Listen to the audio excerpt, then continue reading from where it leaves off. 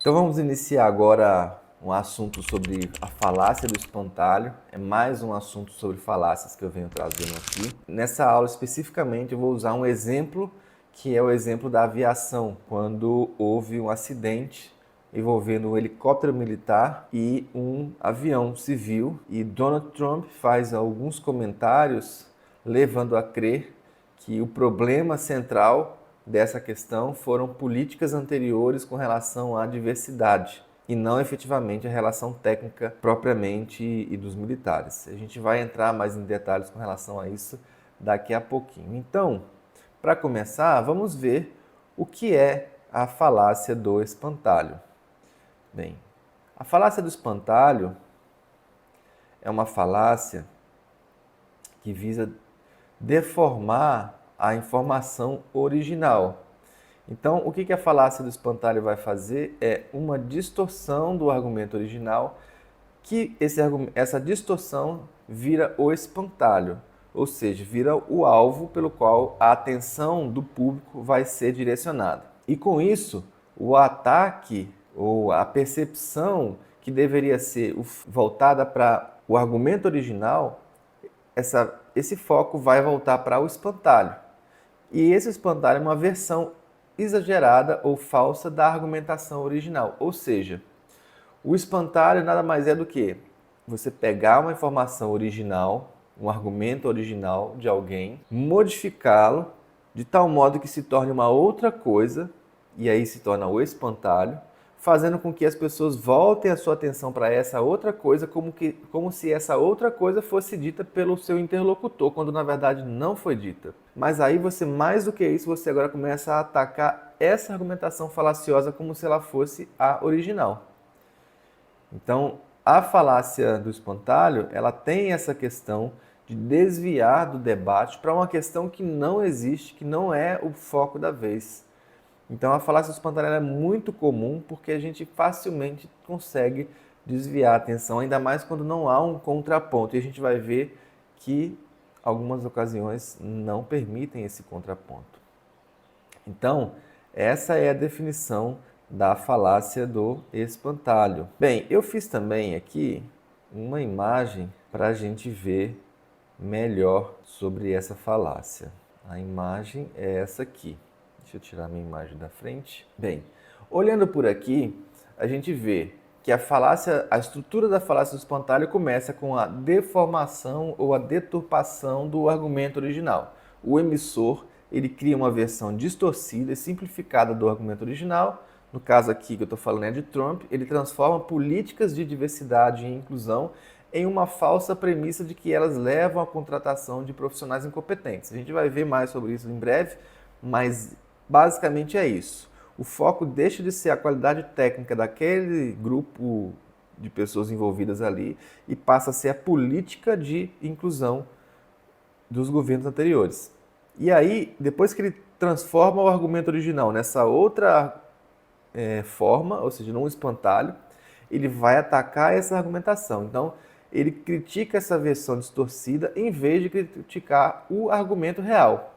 E sugere que o problema na aviação é causado por políticas de inclusão, desviando a atenção totalmente da verdadeira causa do acidente. E, por fim, nós vamos ter uma conclusão baseada na falácia. Depois que ele deformou essa argumentação original e atacou ela, ele conclui, né, gerando uma nova percepção pública sobre a questão. Ele apresenta uma solução para o problema que ele mesmo inventou, como a necessidade de reformar a aviação eliminando políticas de diversidade sem fornecer provas de que essas políticas de fato contribuíram para o acidente. Então, veja bem, a falácia do espantalho tem essa capacidade de desviar a atenção para onde o interlocutor, ou para onde o emissor, no caso, né, da mensagem, quer direcionar os olhares do público. Então é preciso ter muita atenção, porque é bastante sutil para levar as pessoas a esse ponto. Isso acontece com certa facilidade. Voltando então à nossa questão aqui, nós temos que, no caso real, que eu acabei de iniciar, o Trump ele fez uma distorção da mensagem original, do foco de atenção original, que seria na qualidade técnica do que aconteceu exatamente com esse acidente e transforma num problema político de diversidade política. E com isso ele deforma, porque em vez de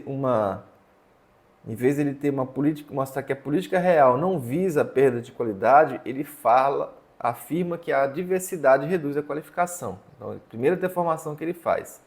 O segundo ponto é atacar as gestões anteriores. As declarações não têm evidências nenhumas de que as gestões anteriores facilitaram a contratação de profissionais. E ele ignora que existe um regulamento rigoroso no setor aéreo. E, por fim, ele desvia totalmente o foco da atenção, que é um foco que visa manipular o público. Em vez de ser uma análise técnica, ele quer levar para o lado político, criando uma manipulação política a respeito do tema.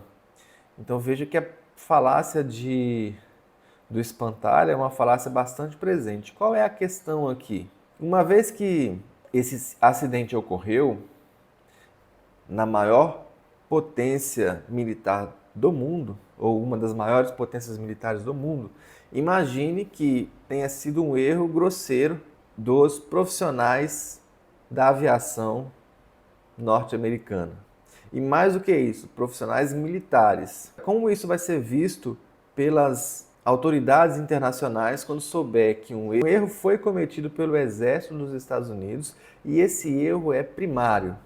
Então não é de interesse dos Estados Unidos que a análise técnica seja precisa com relação a isso. Pelo menos eu penso dessa forma. Então talvez para desviar a atenção o presidente tenha lançado esse espantalho aí para levar o foco para um outro lado. E algumas pessoas caem nisso, não são todas, mas algumas pessoas caem, porque é importante alimentar o público com certas notícias fantasiosas e que ficam em torno do foco principal, mas nunca é o foco principal. Continuando a nossa análise aqui, nós vamos ver o seguinte. No nosso caso, a estrutura do espantalho então vai ter essas três bases. É a criação de uma versão distorcida do argumento, um ataque a essa versão falsa e, finalmente, uma conclusão baseada na falácia, ignorando fatos reais. Então, a conclusão vai ser tirada levando o público para uma outra situação, para uma outra questão que não tem nada a ver mais nem com o que foi dito no início, na fonte original da mensagem. E isso é muito grave de acontecer. Para quem trabalha com militância, alimentar a base com essas informações que são mais passionais é super útil. Então, quando se fala em política de diversidade ou políticas afirmativas, a direita tem uma opinião a respeito disso e a esquerda tem uma opinião a respeito disso. E tem os grupos que são favorecidos por essas informações, por essa movimentação, por esse agito. São meio que quase que uns carniceiros.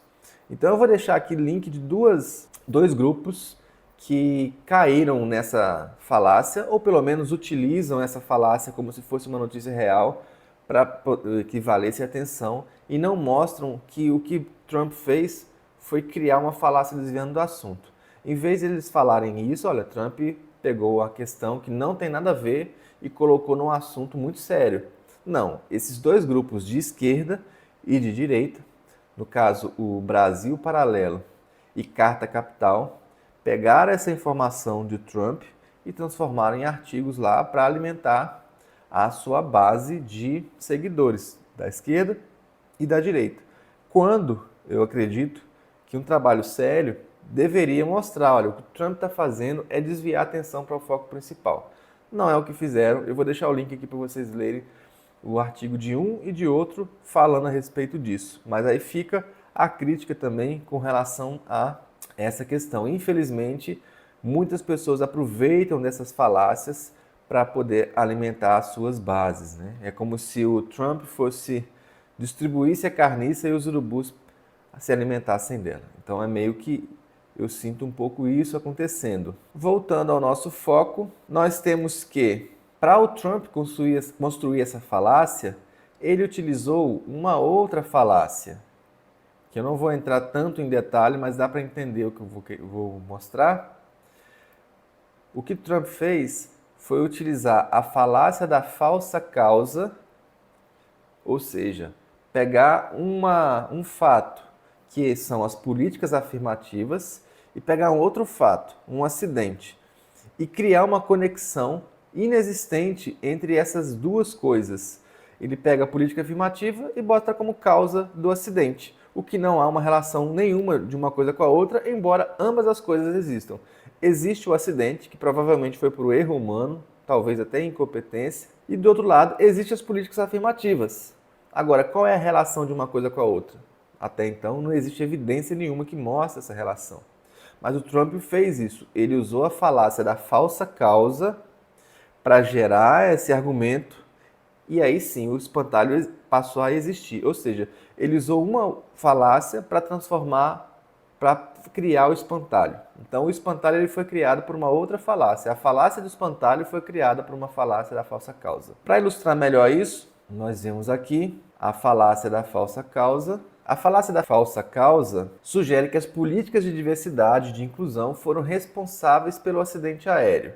E aí estabelece uma relação de causa e efeito sem qualquer evidência concreta, apenas com base na intuição, no senso comum, na verdade no senso de polarização política que ele quis fazer.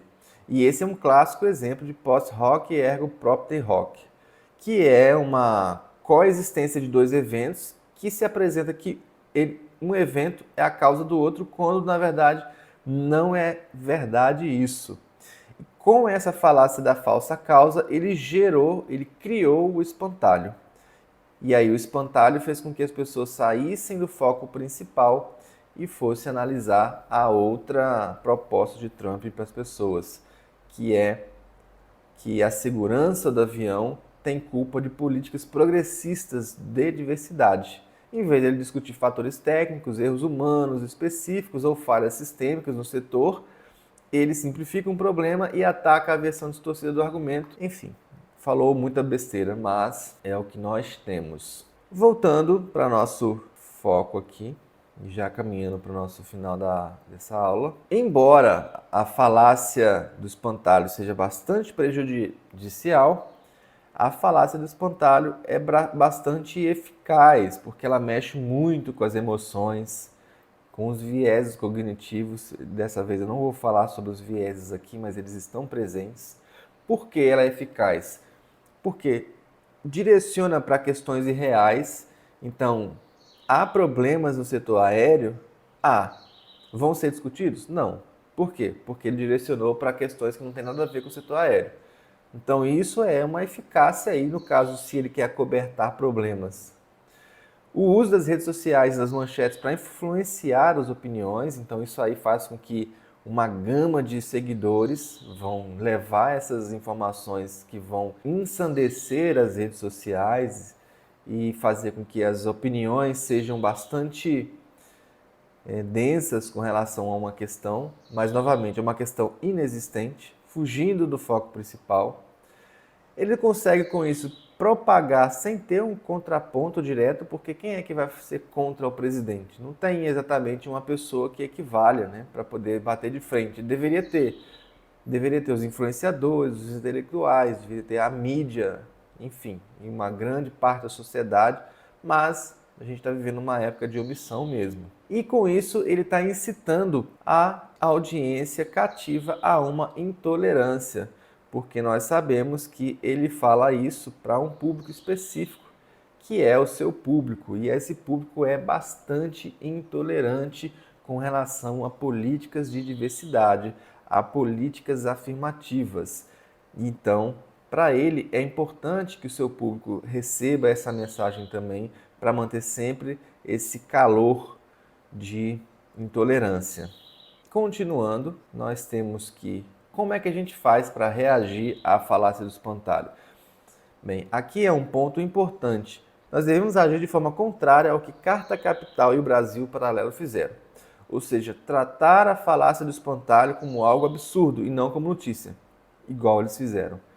Então, a primeira coisa que a gente tem que fazer com relação à falácia do espantalho é jamais dar margem para que essa distorção seja o foco, ou seja, essa distorção não pode ser A notícia, ela tem que ser... Ele falou aquilo, imediatamente alguém tem que chegar e falar, olha, o que ele está fazendo é desviar a atenção. O foco é esse. Tire isso daqui, não existe. Não tem nem contra-argumento contra algo que não existe. Mas não, esses dois grupos pegaram essa informação, transformaram em notícia e alimentaram as bases com essas notícias. Um para um lado e outro para outro. Embora isso seja uma não notícia, eles transformaram em notícia. Apontar a distorção e destacar a manipulação no argumento e retornar imediatamente ao foco original, para não dispersar. A questão é um problema na aviação.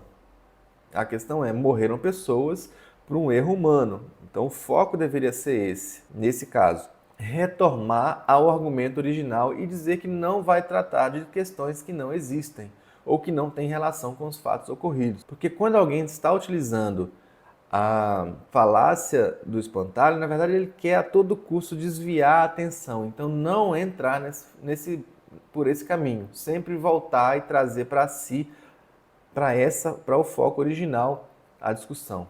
E por fim, não valorizar o argumento alterado. Opa, está escrito até alterado errado aqui.